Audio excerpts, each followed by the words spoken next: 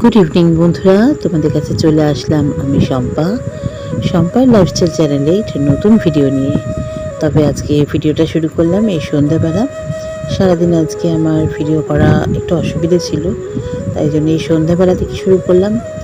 আর এই আমার ঘরের জানলা থেকে, মানে আমার বিছানার উপরে শুয়ে শুয়ে আমি এখন জাস্ট ভিডিওটা করছি। ভাবো কি ভালো ব্যাপার, কি দারুণ না? আমার ঘরের বিছনা থেকে এইভাবে আকাশটাকে দেখা যায়, ভারী সুন্দর জলে ভরা আকাশ। তবে আমার এখান থেকে প্রকৃতিকে যতটাই সুন্দর দেখা যাচ্ছে, আর অন্য আরেক জায়গায় প্রকৃতির রুদ্র রূপ মানুষের প্রাণ কেড়ে নিচ্ছে। কি অদ্ভুত না? প্রকৃতি কখন যে কাকে কি তার লীলা দেখান কেউ জানে না। কেন এমন হয়? হয়তো আমাদেরই দোষে। আমরাই তো প্রকৃতির অনেক ক্ষতি করেছি, আর তার ফলই আজকে আমরা ভোগ করছি, তাই না? ভেবে দেখো, আমরা দিনের পর দিন কিভাবে প্রকৃতিকে ধ্বংস করেছি, পাহাড়গুলোকে ধ্বংস করেছি। পাহাড়ের ওপর দিনের পর দিন পাহাড় কেটে কেটে বিল্ডিং তৈরি করেছি, রিসর্ট, হোটেল, এসব নিজেদের ব্যবসায়িক স্বার্থে এগুলো তৈরি করেছি, যার ফলে আজকে পাহাড় ধ্বংস হয়েছে। আর সেই ধ্বংসের ফল যা হবার তাই হচ্ছে। আর এদিকে বন্ধুরা দেখো, চা ফুটছে, মিমি চা তৈরি করছে। আর এদিকে দেখো, পাউরুটি টোস্ট করতে দিয়েছি, কি অবস্থা, পুরো কালো হয়ে গেছে। আমি একটু পাউরুটিটা চাটুর উপর বসিয়ে ওদিকে গেছি, আর এরা বাবা মেয়ে ছিল রান্নাঘরে, একটু দেখবে তো বলো। একদম কালো হয়ে গেছে, কেমন দেখতে লাগছে বলো? ভাল লাগে না আসলে। চা দিয়ে সন্ধেবেলা একটুখানি পাউরুটি টোস্ট কিন্তু ভাবছিলাম দারুণ ব্যাপার, জমে যাবে। বাইরে বৃষ্টি আর এদিকে চা আর পাউরুটি টোস্ট। কিন্তু ওই যে পুরো কালো হয়ে গেছে, পুরো আমারও মাথাটা গরম হয়ে গেছে, রেগে গেছি, বকা দিয়েছি। আর যাই হোক, চা নিয়ে বসে পড়েছি। চলো তোমাদের একবার দেখাচ্ছি। এই যে আমি রেগে গেছি বলে মেয়ে আমার পেছনে খালি লাগছে, উল্টোপাল্টা কথা বলছে, হাসাহাসি করছে। উল্টোপাল্টা কথা বলছে মানে ওই যে আমি খেপে গেছি, তাই আমাকে আরও খেপাচ্ছে। ওই যে দেখতে দেখছো, দেখ মুখের কাছে গিয়ে কী বকা করছে বলো তো? আমার মা রেগে গেছে, আমার মা রেগে গেছে, এই যে দেখছো। তো যাই হোক, এখন ওইগুলো দিয়েই খেতে হবে। খারাপ লাগছে না, ঠিক আছে, চলো চলে যাবে। আর যেটা তোমাদের বলছিলাম, যে বড্ড মনটা খারাপ লাগছে, জানো তো? কী অবস্থা বলো উত্তরবঙ্গের? খুব খারাপ লাগছে। আমাদের কত পরিচিত ইউটিউবাররা থাকে এখানে, কত মানুষ। আমার ওদের জন্য বড্ড চিন্তা লাগছে। ওরা ভালো থাকুক, সবাই ভালো থাকুক, কারো যেন এরকম ভয়ঙ্কর কোনো ক্ষতি না হয়। কিন্তু খবরে তো দেখছি প্রচুর ক্ষতি হচ্ছে, প্রচুর মানুষের। বাবা, বন্যার মধ্যে দিয়ে লাশ পেয়ে চলেছে, এ যেন ভাবা যায় না। বাড়ি ঘর সম্পত্তি, সারা জীবনের মানুষের কত কষ্টের পয়সা দিয়ে মানুষ একটু সম্পত্তি করে, ঘর বাড়ি, জিনিসপত্র, শখের জিনিস, আশার জিনিসপত্র করে, সেই সমস্ত ভেসে যাচ্ছে, চোখে দেখা যায় না, তাই না? কেন যে আমরা এত নিজেদের মধ্যে খেয়ে করি, এত হিংসা হিংসি, এত ঝগড়াঝাঁটি, মানুষ মানুষকে সহ্য করতে পারে না। কে কাকে কীভাবে, কে কার কীভাবে ক্ষতি করবে। সব থেকে বড় জিনিস যেটা আমি দেখতে পাচ্ছি, মানে রিসেন্ট, এটা আমি এখন আরও দেখতে পাচ্ছি বেশি করে, যাই না আমার সময় খারাপ হয়েছে বলে কি না, যে না, এটা বিষয়টা ঠিক সময় খারাপ ভালোর ওপর ডিপেন্ড করে না।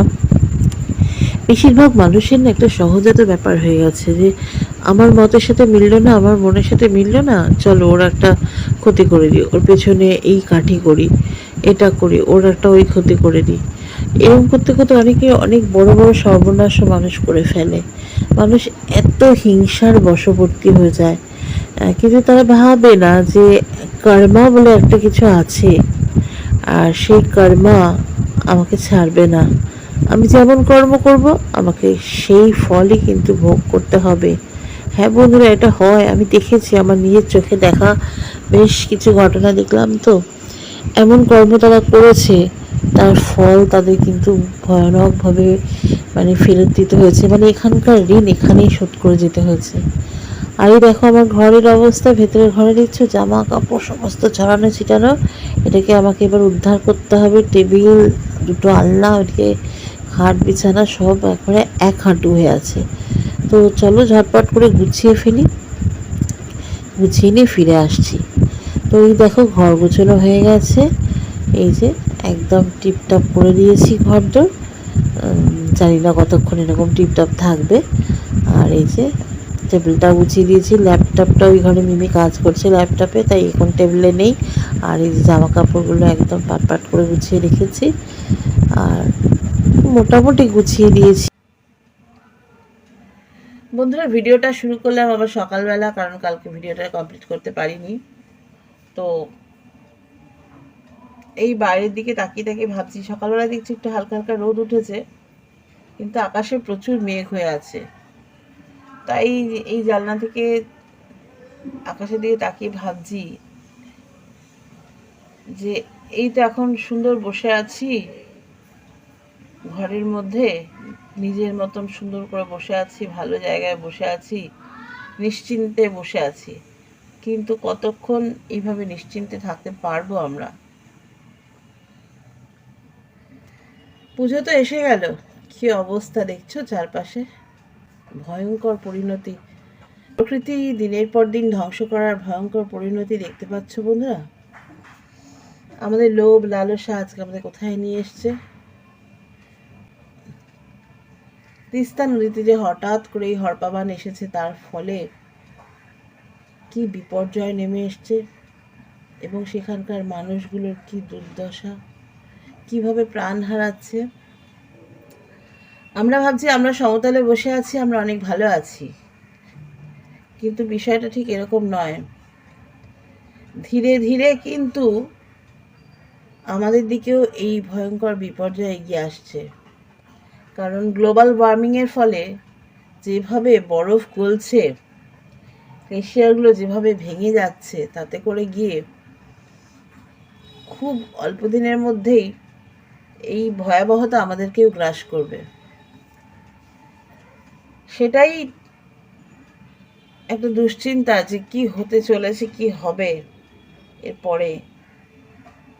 আজকে তো বেঁচে যাচ্ছি, কিন্তু আগামীকাল এখন আর ভেবে যদিও কোনো লাভ নেই, কারণ যা করার আমরা করে দিয়েছি। আমাদের লোভ লালসা, আমরা দিনের পর দিন পাহাড়গুলোকে নষ্ট করেছি, প্রকৃতিকে দিনের পর দিন ধ্বংস করেছি, পাহাড়গুলো নষ্ট করেছি, সমুদ্রের জল নষ্ট করেছি, সমতল ভূমিকে নষ্ট করেছি, সমস্তটা আগাগোড়া সবটা আমরা নষ্ট করেছি। আমাদের লোভ, আমাদের চাহিদা, যার জন্য আজকে এই দিনগুলো দেখতে হচ্ছে। তো এখন শুধু আমাদের যেটা কাজ সেটা প্রার্থনা। হ্যাঁ, এখন অনেক এনজিও থেকে বা বিভিন্ন সংস্থা থেকে বিভিন্ন জায়গায় প্রজেক্ট করে করে গাছ লাগাচ্ছে, কিন্তু তাতে কী লাভ? গাছ কেটে ধ্বংস করে বিল্ডিংয়ের পর বিল্ডিং আমরা তৈরি করেছি। তো এখন কি আবার সেই বিল্ডিংগুলো ভাঙবো, ভেঙে আবার নতুন করে সমতল ভূমি করে গাছ লাগাবো? সেটা কি সম্ভব? কারণ এই বিপর্যয়ের যে কি বলবো, এই বিপর্যয়ের শুরুয়াত তো আমরাই করেছিলাম। মানে এই যে বড় বড় বাড়ি হয়েছে, সেই বাড়ির ভিত আমরা মাটি খুঁড়ে খুঁড়ে কোথায় নিয়ে গেছি, তাই না? তো সেইগুলোকে আমরা কিভাবে আগের জায়গায় ফিরিয়ে আনবো? সম্ভব না তো। আর যদি ফিরিয়ে আনাও যায়, যদি গাছ এখন থেকে বৃক্ষরোপণ করা যায়, সেই গাছ কবে বড় হবে, কবে আবার নতুন করে প্রকৃতি সেজে উঠবে? সম্ভব নয়, কোনোটাই সম্ভব নয়। এতগুলো মানুষ, ভারতবর্ষে যে পপুলেশন, সেই জায়গায় দাঁড়িয়ে থেকে দেখলে এতগুলো মানুষ থাকবে কোথায়? গাছের ডালে, না গাছের নিচে, না খোলা মাঠে? তো চলো আমরা যে কাজ করেছি, কর্মা একটা কথা আছে না, কর্মা কর্মা যেমন হবে তার রেজাল্টটাও তেমন হবে। কাজে আমরা যেমন কর্মা করেছি, সোজা বাংলায় বলতে গেলে যে কর্ম আমরা করেছি তার ফল আমরা ভুগছি। তো চলো ভিডিওটা আজকে এখানে শেষ করছি, আবার আগামীকাল আরেকটা নতুন ভিডিও নিয়ে চলে আসবো তোমাদের কাছে। ততক্ষণ সবাই খুব ভালো থেকো,